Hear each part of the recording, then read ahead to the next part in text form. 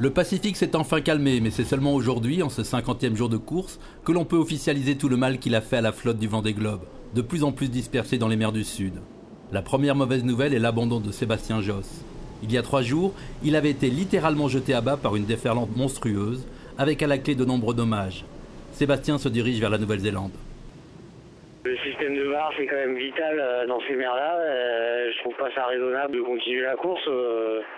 Mais il vaut mieux savoir tirer sa révérence avant que des gros soucis arrivent. La dure loi du Vendée Globe à Séville, les éléments étaient plus durs que mon bateau. Et voilà, c'est comme ça. On va en tirer des leçons et puis on verra pour la prochaine fois. L'autre mauvaise nouvelle vient de Generali, bateau à la dérive depuis que Yann Eliès a quitté son bord il y a maintenant 9 jours. Ses balises de positionnement ne répondent plus, notamment la balise Sarsat-Copsas qui se déclenche automatiquement au contact de l'eau. Si elle est dans l'eau, elle émet, et comme l'eau est froide, elle ne peut pas émettre plus que 95 heures environ, c'est-à-dire quelques jours.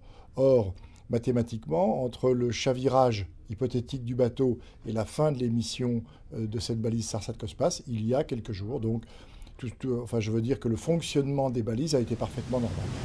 Sans positionnement, autant chercher une goutte d'eau dans un océan d'incertitude. Le bateau parti à sa rencontre est rentré au port.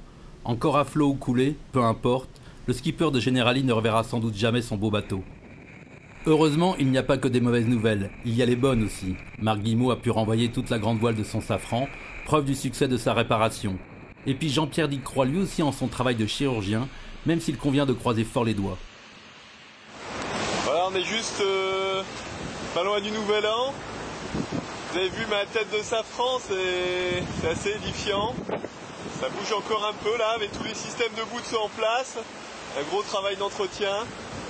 Et bon ben voilà un bon vœu pour le 2009, que le système tienne jusqu'à Sables-d'Olonne. Devant, Michel Desjoyaux continue son sans faute, avec Roland Jourdain relégué aujourd'hui à 90 000. Ils ne sont plus que 16 en course sur les 30 au départ.